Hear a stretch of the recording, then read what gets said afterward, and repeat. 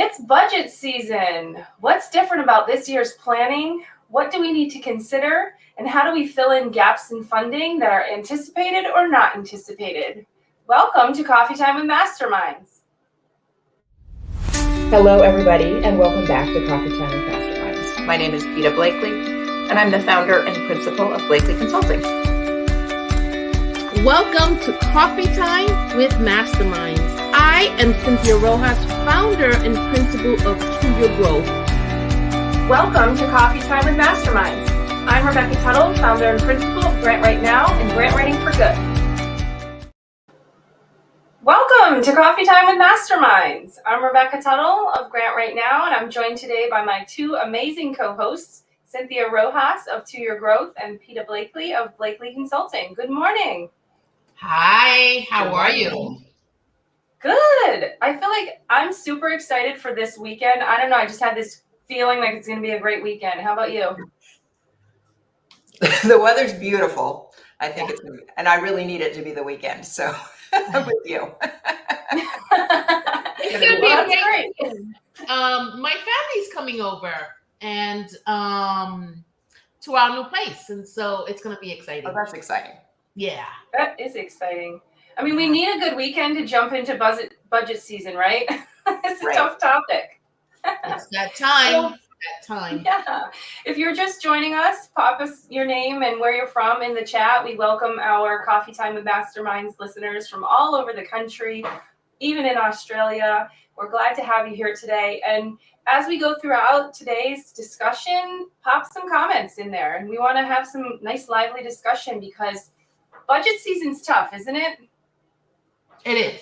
Yeah, it is. And it's something that people want to shy away from, right? Because we're not in finance, or maybe it just makes us uncomfortable talking about money. Yeah. And you know, and one of the things that I've said so many times on this show is the budget is where you operationalize your organization's values. So not something to shy away from or avoid talking about. Yeah, and it can be a contentious time because there's a lot of decision making that needs to happen. And I think it was 2 weeks ago, Rebecca, you were telling us about there are still funding opportunities that are coming down from the stimulus plan, but they are also slowly drying up. Mm-hmm. So this might be a very interesting budget time for nonprofit organizations. Yes, and there's also a discussion to be had, not today, but in future episodes with Coffee Time, but also in organizations about making your budgets more equitable. That's really important. You know, there's going to be gaps in funding that we anticipate or maybe we don't anticipate that pop up. So how are we going to bring resolve there? This show is all about helping leaders of mission-based organizations and make it through crises, respond to challenges, but also strategy. And I think today's episode is a good one for responding to crises, anticipated challenges, and then also planning ahead for success in the future. So today we're going to talk about what's different about this year's budget season. What do we notice? Maybe it's residual COVID, right? Or maybe it's the things are just different, the way that our operations is structured, and things are going to be very different. You know, I mean, I think this is the year that organizations are realizing their decisions about whether they reopen their office and things like that are permanent. Yeah. Right. So there's going to be some significant reconfiguring going on right now. Mm-hmm. And how do you plan for that? What are some of the things that you've done to help your clients plan for some of that? Mm-hmm. Yeah, I mean, we've been talking about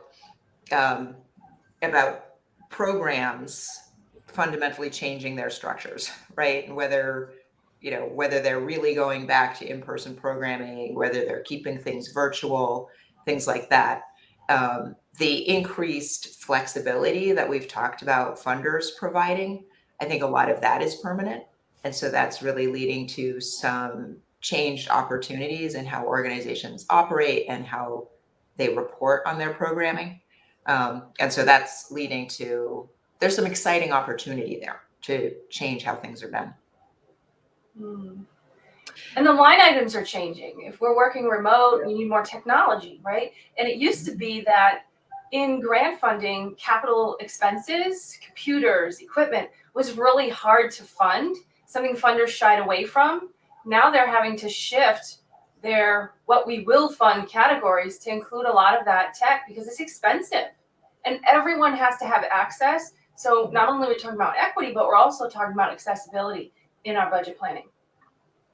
Yeah, I'm seeing a couple of things. So much like what Peter mentioned about making decisions on whether you're going to be in the office or working from home, I've learned that many nonprofits have done away with their leases Yeah. and are planning to keep staff that can work remotely work remotely. So I see downsizing, which can be a cost savings. I still remind nonprofit leaders that you need to help your staff set up a home office. That should not be the responsibility of the staff, but that they should have access to the tools and equipment that they need to do their work well. Let's not forget about our staff.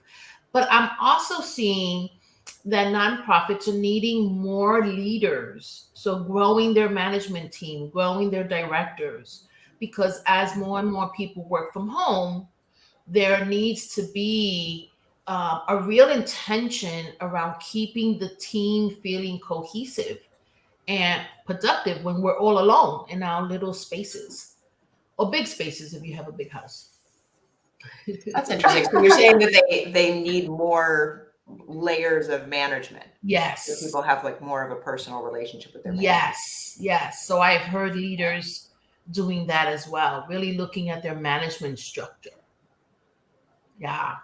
Yeah, that's actually great. It's a great opportunity. Yeah. And then, another thing that I personally, and this is going to sound very biased, but I think that we also need a new way of leading, and that organizations should think about building their leadership capacity, right? Supervising remote staff is not exactly the same to when you were supervising in the office, right? And so that requires new tools, a shift in mindset, and all those good things. And so that might be a place where leaders or the people doing the budget, the individuals working on the budget, could really think about moving forward this year. And what's interesting is there may be some employees that have not yet met and may not meet, depending on how different things are for your work structure this year and going forward. And so how do you gather everyone together to build relationships? We had a great episode on that just a few weeks ago. And I would incorporate some professional development when I'm, considering budget planning for this season, maybe some retreats, some structural care into the budget. As we had talked about, I know that's a really important factor for PETA, as you talk about structural care all the time. And planning for those costs that used to be considered soft costs now are really more of hard costs for organizations. Yeah. Another thing that I've been hearing about is if workers are going to come back to the office, who should pay for that?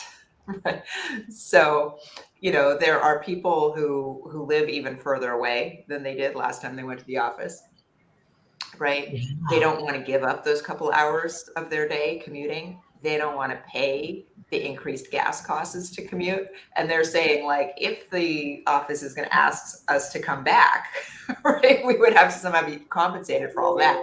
So I think that's going to be another interesting budget conversation. Oh, the crises just continue. Yeah. We could probably do 3 shows on that alone. So many. And it's so interesting. And it's, it's a great opportunity. There are all of these, costs and processes that were hidden, that we weren't aware of, that we weren't thinking about until the pandemic upended everything. And this is a real opportunity to create more equity in the system. It would have been simple if it was just a pandemic, right? Yeah, I mean, just one Simpler. pandemic, we could have handled that. That would have been Yeah, fine. it would have been simpler, this worldwide pandemic, if it didn't include everything else, right? Everything else. Yeah. Yeah, and like, I mean, in the middle of this, the great resignation begins. Yeah.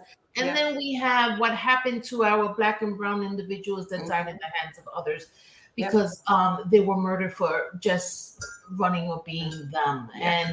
And what that did to our society. And then we have the gas prices. And I heard Right. food went up 25%. So Well, food travels in trucks, and trucks are fueled by gas. So whenever gas prices go up, yeah. you know, the pandemic would have been enough. It's the pandemic, late stage capitalism, and racism all at the same time. It's a lot. And environmental crisis. It's a lot. It's a lot to deal with all at once. It is. Yeah.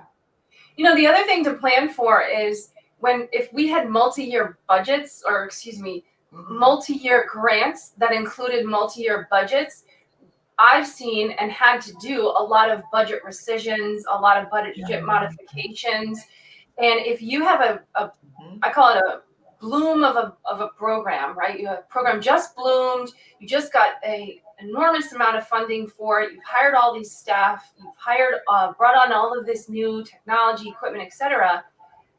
And now a pandemic hits and you're in year one, maybe it's 3 years, now we're heading into year 3. What do we do now? Are those programs still relevant? Do we have to modify the budget? Do we have to let staff go, layoffs, furloughs, all of those logistics? And if we had to do that from the pandemic, or if we have to do that in the 3rd year of the pandemic, what does that look like for our programs and services? So we're not just planning for how much money does our organization need, but we have to really, really hone in on those line items and how that funding gets designated. And this is where it all comes to fruition of why it is so important to keep open communication with your funders. Yeah. And another thing that I anticipate, are you seeing this, Rebecca, is that there were programs that started up in year 1 of the pandemic that now either might start to sunset or be otherwise rearranged, right? Or do you think that they're going on in perpetuity? No, I've seen a lot of them change. That's where the budget modifications come from. If they're still going on, there's a lot to consider. It isn't just what are the costs that we need to flex or what are the losses. We'll talk about gaps in a moment. But how are people adjusting and adapting? That's also been a very significant conversation on our show. Yeah. Because you can't move people along through budget changes like cattle. You have to move them along and keep them informed and move them along in ways that make them still feel valued.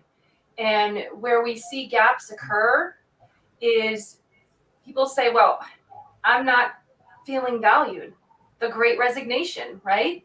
That's a lot of where that's been coming from. And so there are a lot of different factors other than just, is there enough money that we're allocating? It's really stewardship of your team, of your organization. Yeah. Yeah. Rebecca, you mentioned gaps in funding. Tell us a little bit about what you're seeing in terms of gaps. I'm really not often in those conversations, but what are some gaps that nonprofits are seeing in their funding? Sure. We've seen gaps in the need for rent, right? Electricity, that overhead cost, especially if you've gone all remote now, you're not necessarily in a brick and mortar. Many organizations have held on to their brick and mortar and have slowly transitioned their programs back into fruition. Maybe they were halted or gone remote, because ultimately people want to gather face to face. There's just nothing like it, being in the same room together. But is your space too large now? So now you're faced with, well, we have a gap in funding because we're not offering as many programs in person And a lot of the program fees that you see come, from either grants or donors, and they pay for those costs that funders don't, which are rent and utilities. So now organizations have to consider, should we hold on to our space in the hopes that we're going to continue to use it the same way? Or, do we just now start accruing debt, unfortunately, and have this gaping hole in our funding? Yeah. So that's one that's, I think, the most significant, because when you shut down organizations, that's a whole layer of trauma and pain for your clientele that rely on you. But there's also when you shut down your doors and completely and say, now we're operating remote, that also, I would say, has equal experiences for the people who are used to you being there. It's a safety concern as well. And that's a big gap that I've seen. And so how do we respond to that gap? Well, we need to justify why we need to either hold on to that space, or we need to have more conversations to lessen the pain people might be feeling as a result of changing our service location. And maybe we have more funding to fill in those gaps with helping people through that transition. That's been, I think, especially a problem in programs that provide some kind of like one-on-one care or support, right? Where you have staff and participants in a physical space, right? Doing something, right? So that could be like adult daycare, anything like that. And a lot of times funding for that kind of program comes from some state agency and is based on the number of people that you're serving. So when they couldn't serve as many people because they couldn't have them in the space, then they couldn't afford as many staff. And now they can't bring the participants back because they don't have the staff. So they're in this sort of circle. Right.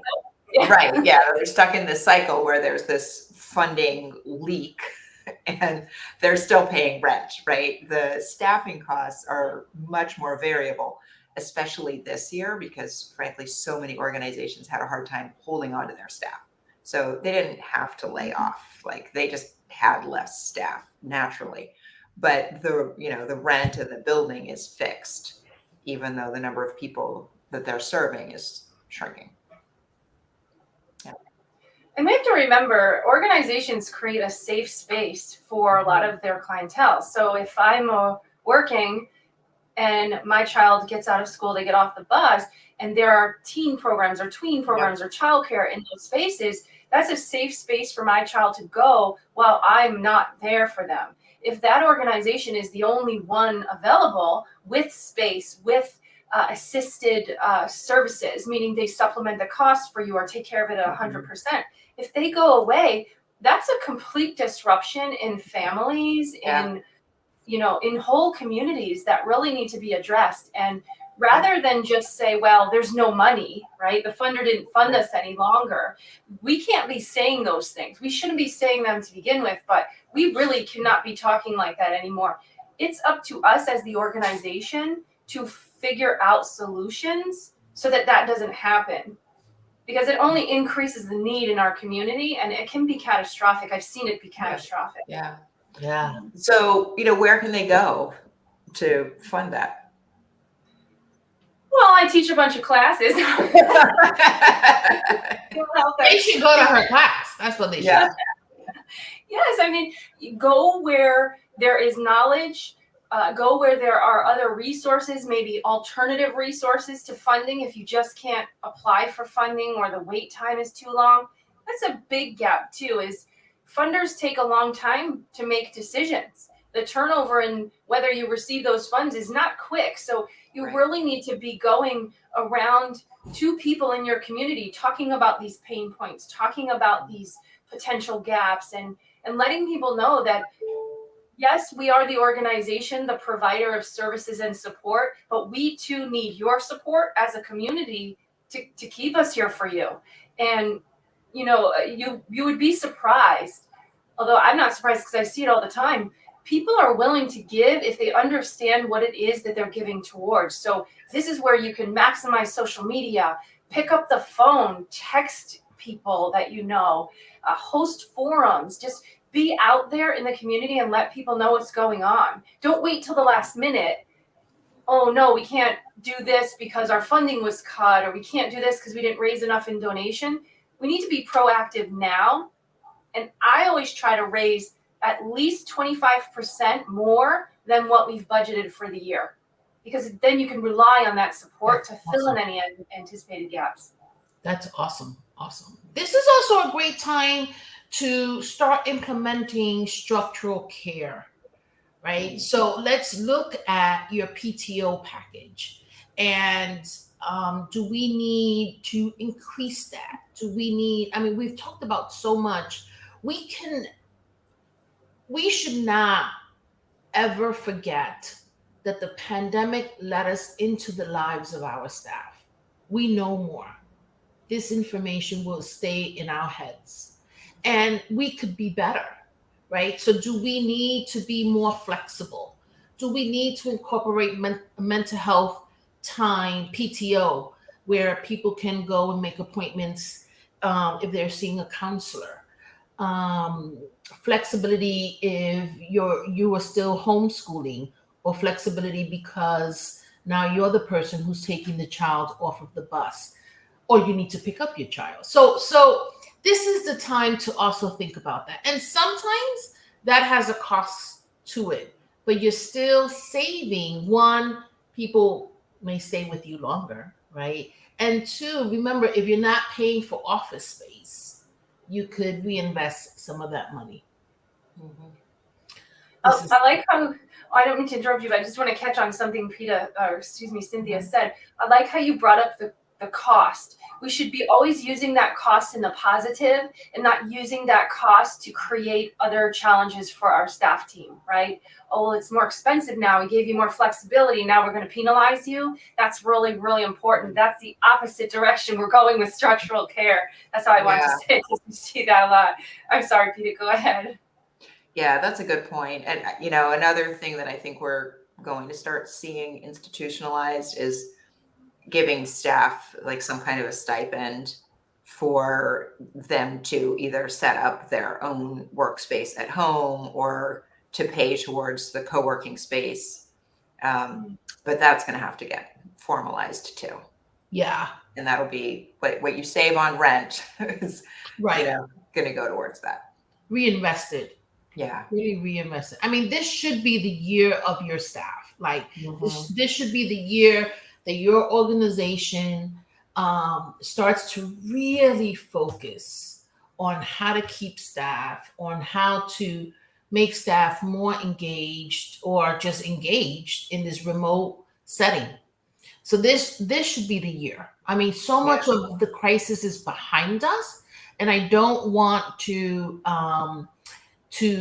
not I don't want to undermine that there are still some organizations dealing with the pandemic issues, but for many nonprofits, the crisis is behind us. And so we've reached a point where we could begin planning and using everything we learned into our budget planning.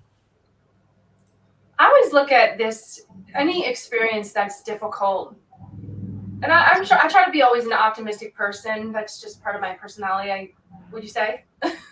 Yes. So I don't know.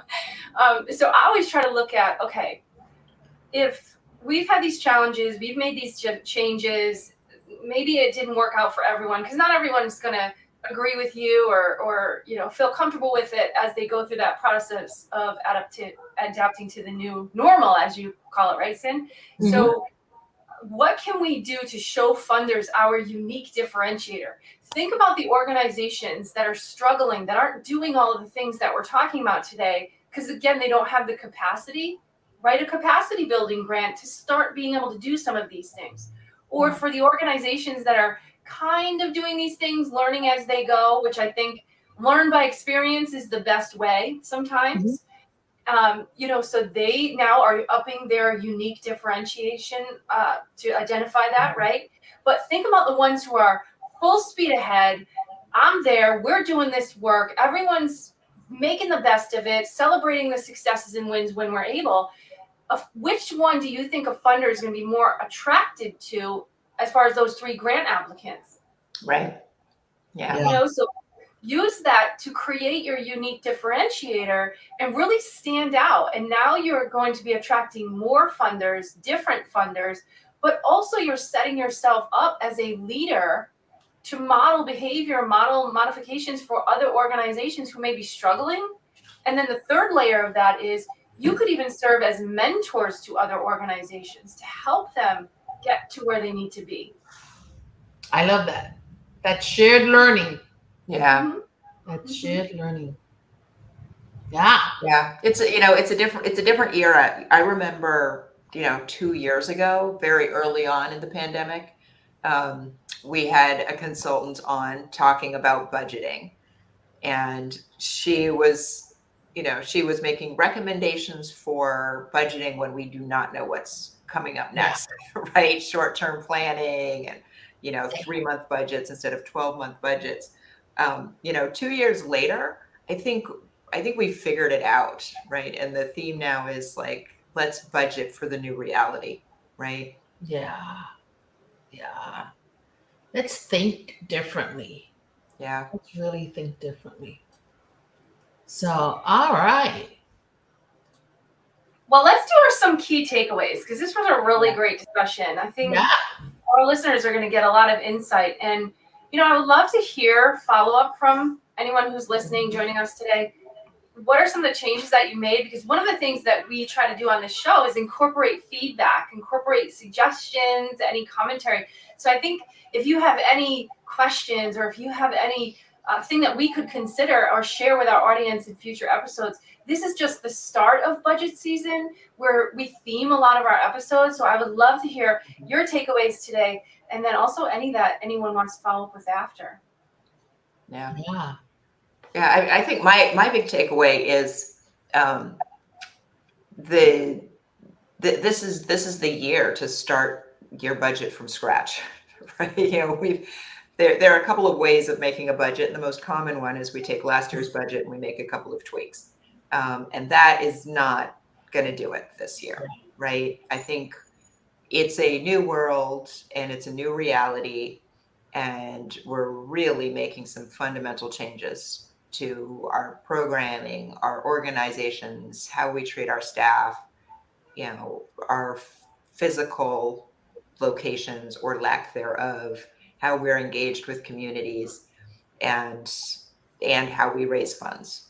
And so budgeting is going to be a whole new thing. Yeah. Yeah. I always appreciate Rebecca's perspective because, again, the budget arena is not where I do a lot of my work in. And when I was in a nonprofit organization, I would say all the time, I do not start or end conversations about money because it really stifles dreaming and goal setting and really looking at all the possibilities if you start the conversation with money. And my key takeaway is looking at the opportunities to really expand your offerings to both the people you serve but also your staff. So making this the year for your staff and really thinking intentionally about engagement. Yeah. I'm going to leave it there, Cynthia. That was lovely. All right, guys. Well, we'll see you next week. Have a great weekend, everybody. All right. Take care.